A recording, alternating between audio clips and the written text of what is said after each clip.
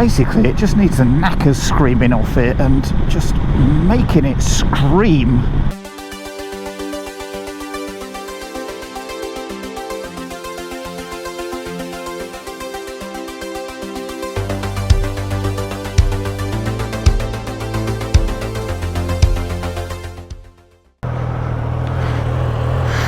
Well, good morning, good morning, good morning. Another cold, chilly morning, and we're back here at Pidcock. So, of course, it's cold and chilly.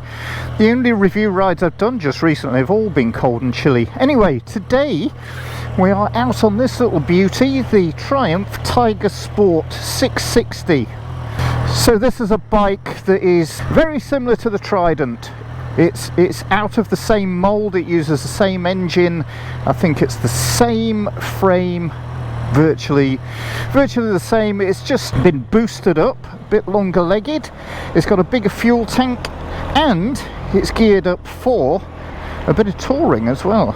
So let's get out there and see whether it's as good as the Triumph Trident.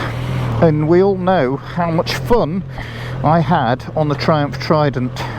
It is taller straight away, you notice taller.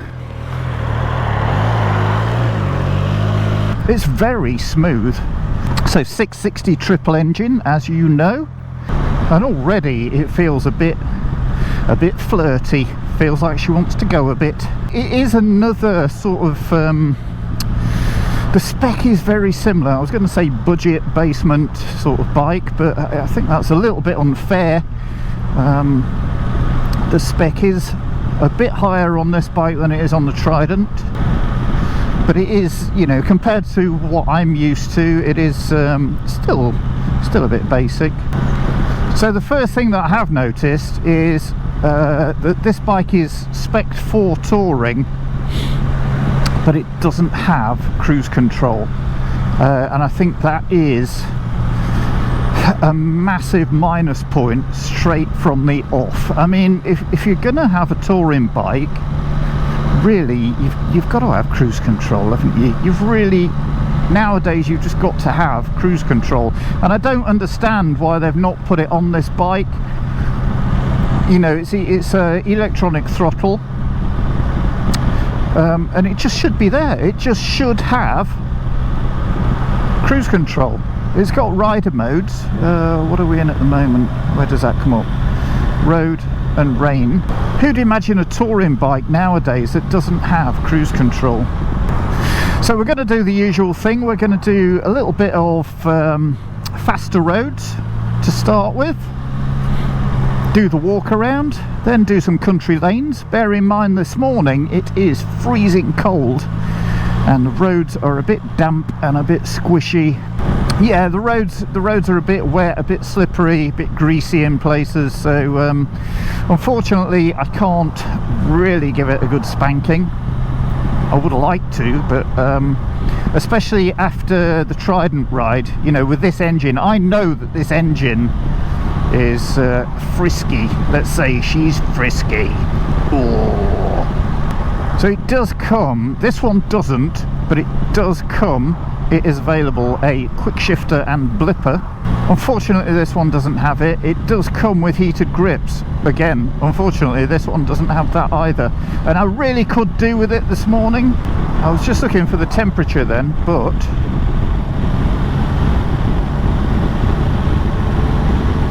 there isn't a temperature gauge either. Adjustable windscreen. How does that work? Oh yeah, you have to pull it back towards you, the handle, and then shove it up. Easy to do while you're on the move. Unfortunately, it doesn't appear to give you any extra protection. I'm sure you'll be able to buy aftermarket screens for the bike, but that doesn't give you any protection at all. Much, anyway. Mirrors, nice and big. Can see what's behind me. I think this left one just needs moving a bit, just so that it cuts my arm out. Yeah, the stem needs to come back a bit, just to get it into a position where my elbow is not visible. However, for the purposes of this test ride, it's going to stay exactly where it is. So it's got this nice little dash going on. It's definitely a step up from the Trident as far as that's concerned.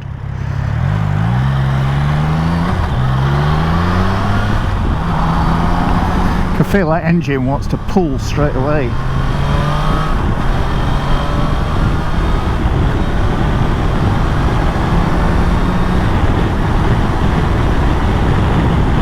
So this bike is definitely pre its running in service. As you can see, the rev counter is just flashing away at me, telling me that I'm exceeding safe revs for this point in its life. So you do feel like you're sort of perched quite high on it. It does feel sort of quite high up. But again, it's not a bike that feels heavy. It has got this bigger fuel tank.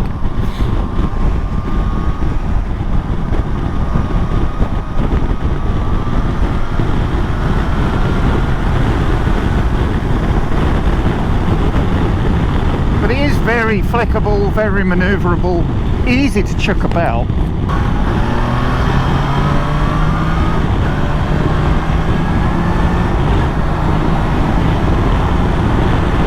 The engine does pull very well. It does want to keep going.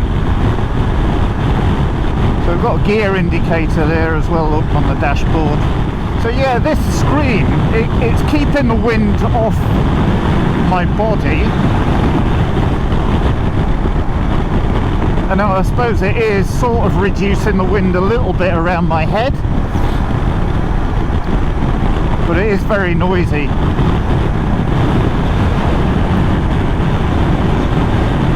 And it is a bit not the easiest. I suppose you'd get used to that, but not the easiest to get into the right position. Not when you're on the move anyway. So I think if you had a little wind deflector on there, I think that would do part of the job for you. You don't feel like it has that much in the way of protection. It has got this shouldered tank, you know, that sort of flares out, does give you a bit of protection. Bit of wind protection from there, but as far as wind high up, you don't get a lot of protection at all from the front of the bike. You get a certain amount. So height wise, I mean, at the moment, one-legged I can flat foot, two-legged I can just about flat foot it. If I push my legs down, I can just about flat foot it, but I'm more comfortable just sort of on the middle ball of my foot, if that makes any sense.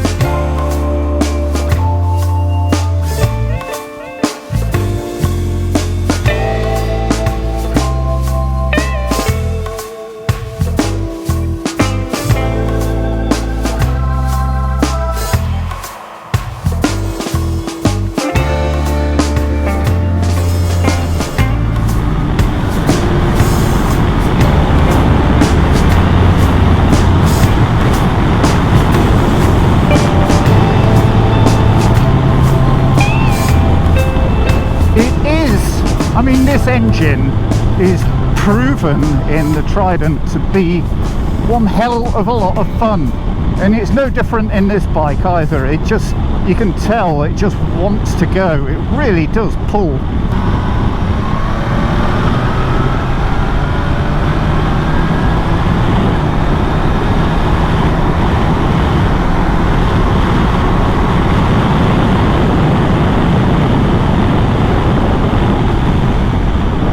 Yep, she pulls and pulls and pulls.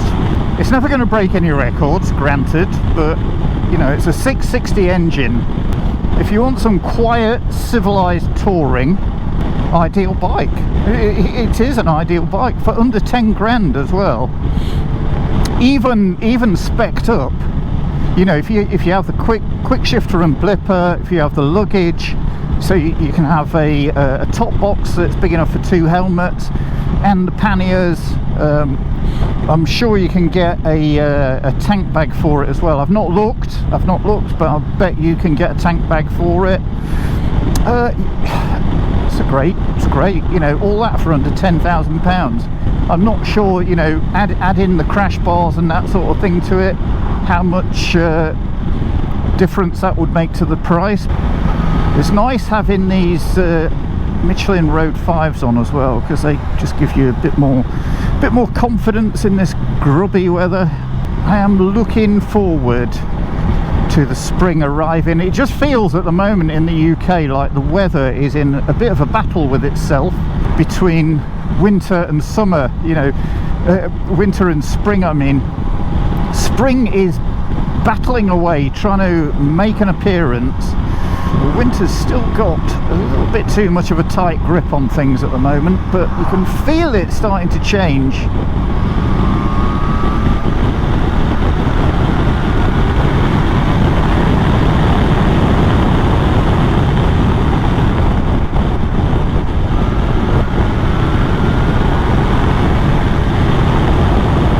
Again, this is another bike that just wants to be spanked.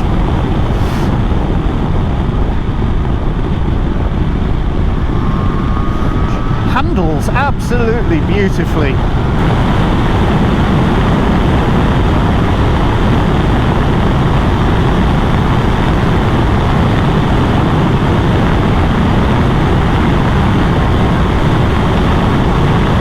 Yeah, handles very, very well. It's lovely actually. Now this is just me, and I think it's because the Trident was such a revelation to me. I'd have to have it for longer, this one, to know, but I think the Trident is just edging to that slightly more exciting end of the spectrum. I'm not sure, and if the roads were drier I could definitely give her a bit of a test. Let's just dive in and have a splash and dash.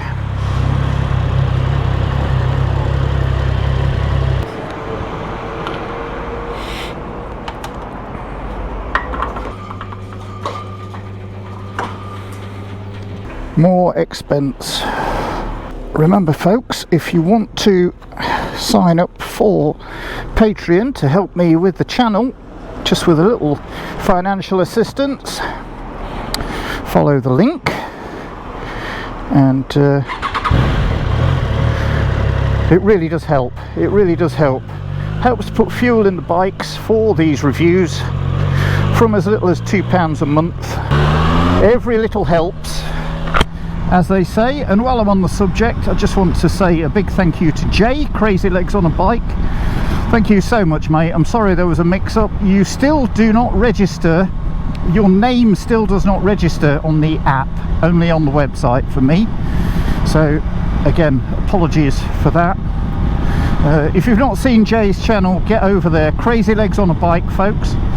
Great channel, always entertaining, and Jay is a lovely bloke as well, who came on the Chippy run with us. So yeah, again, apologies Jay, I'm really sorry for that, mate, but Jay is, you know, a really valued member of my Patreon group.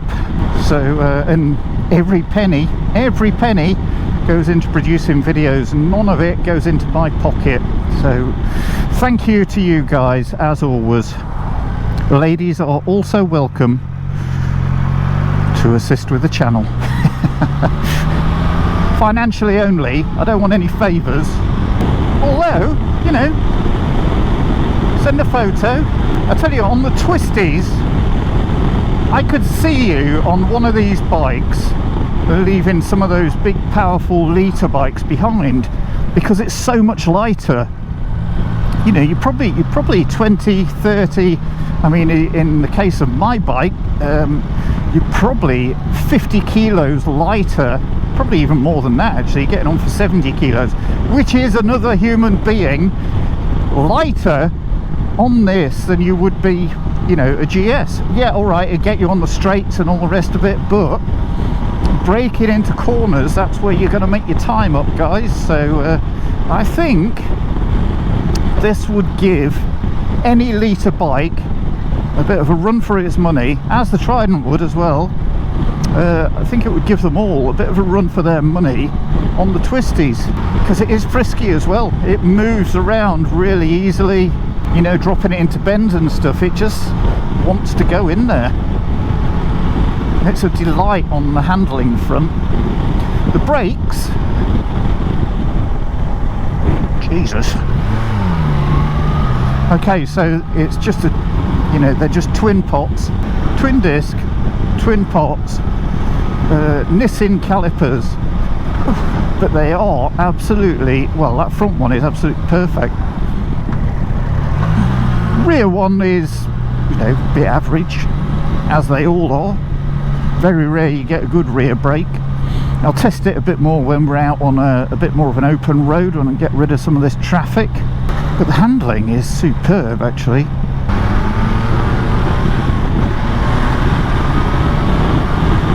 The ergo triangle between my backside, my feet and my hands is absolutely spot on. Quite literally spot on. It is so comfortable.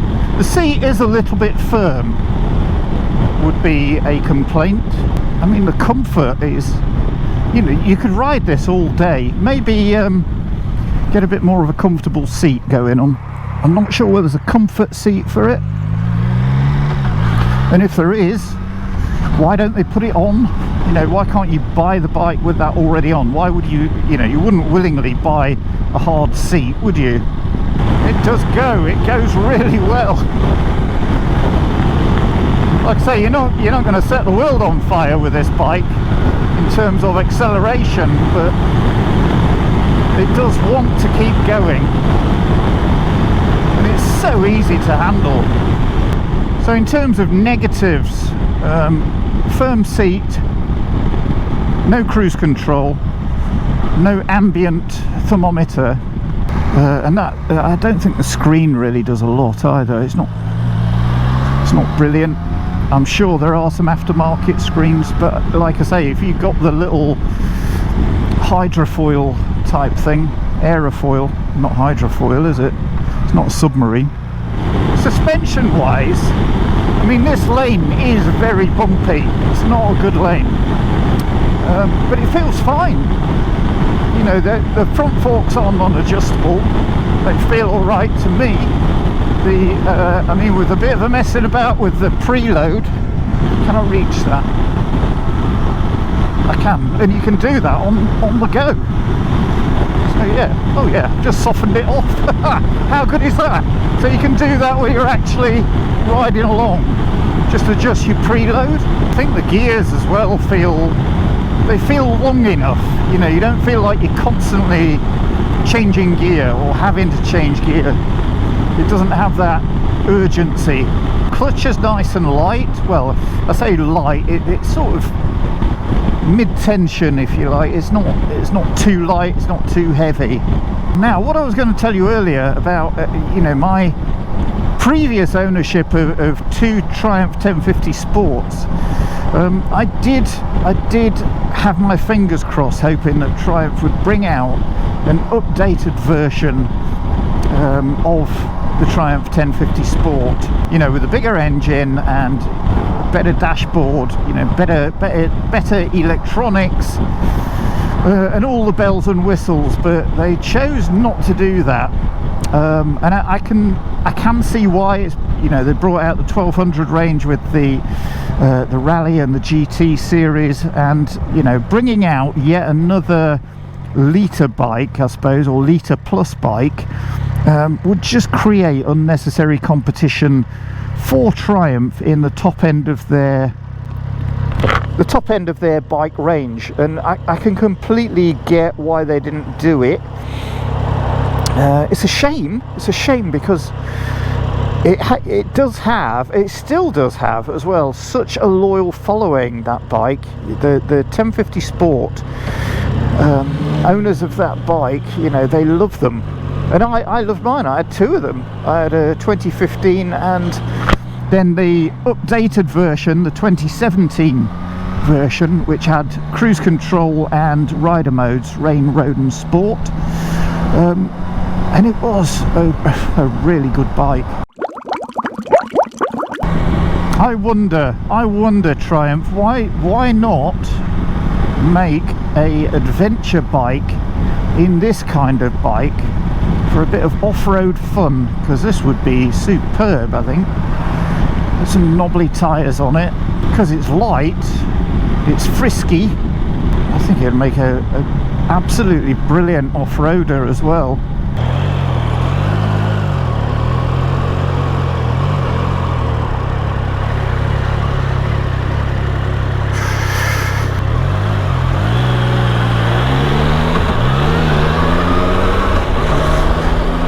Perfect for filtering, not too heavy at all. Like I keep saying, it's based on the Trident, so it's true. It is slightly heavier than the Trident, but it really isn't what I would class as a heavy, you know, a heavyweight. This is the sort of place where you really want that cruise control. You know, when you're riding down here and it's all these speed cameras, so average speed cameras down here. You just want something so that you know, like I'm doing now, yattering away, talking, losing concentration on the actual riding. Well, not really, but you know what I mean, where you are at risk of accidentally breaking the speed limit. So nothing fancy, nothing like hill hold or anything like that, as you'd expect. You don't really need it anyway on, well, you don't really need it on any bike, but it is a great little addition. It doesn't come either with a centre stand. I'm not sure whether you can have one as an extra, an option. I'm not sure whether that's an option or not.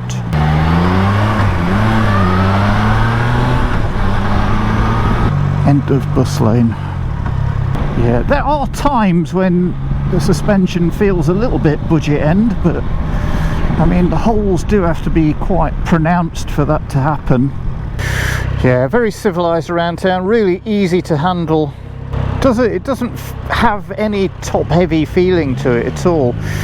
I dare say with you know, an absolutely rammed full tank and your panniers and everything, it would make it feel a little bit heavier at the top end, but nothing too bad really. Let's use a bike for what a bike was designed for, shall we? Let's scythe through some of this traffic.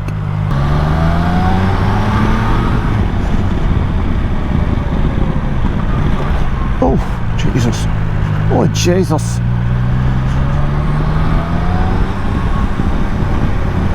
Yeah, perfect around town. Perfect for filtering. Perfect around town. Not heavy. Handles superbly. I'm sure that 17-inch front wheel as well on the front aids in that handling. 17-inch front wheel and the Michelin Road 5s, you know, what a combination.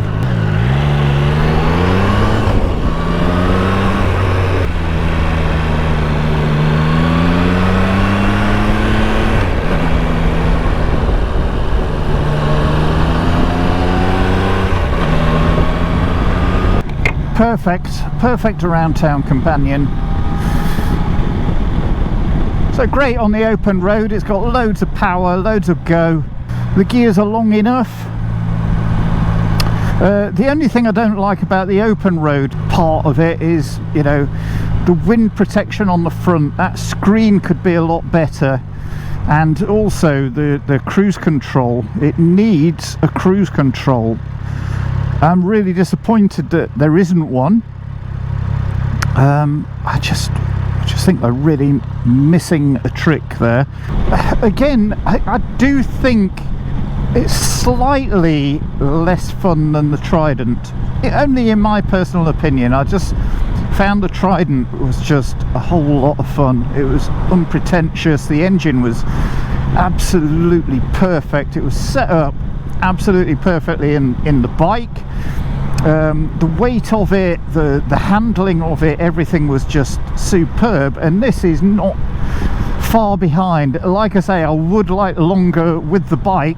I'm pretty certain that, you know, you're not going to be able to put a fag paper between them on a long-term test with either bike, but for me that Trident is just edging it.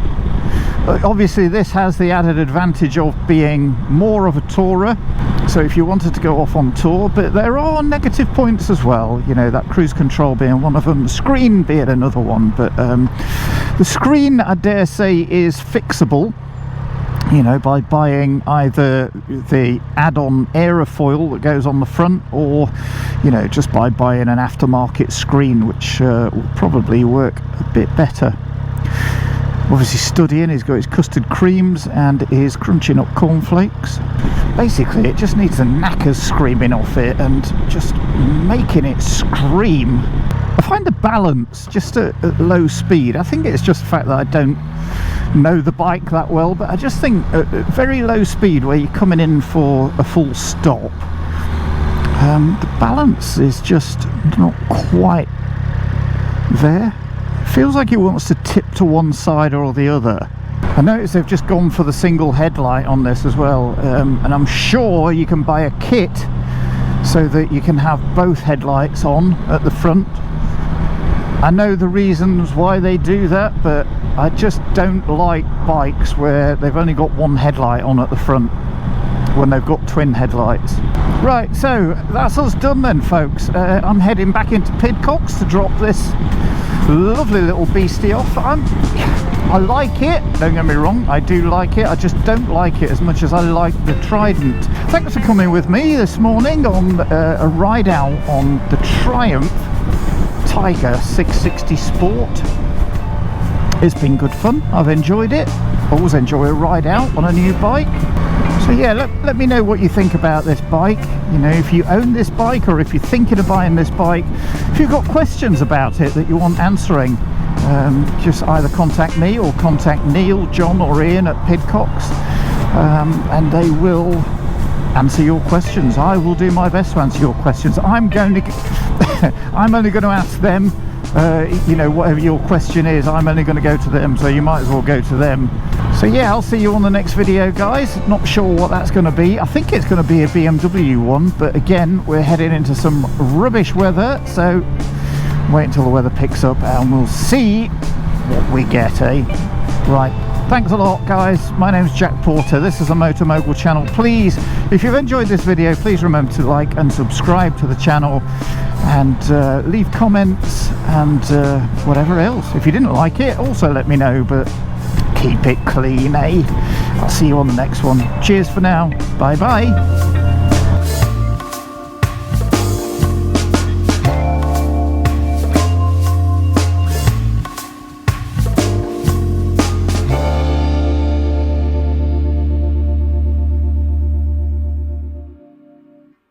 Let's have a look at some of this metal. Look at this, look how many bikes they've got in. And look. Isn't that lovely? The Baco foil rocket.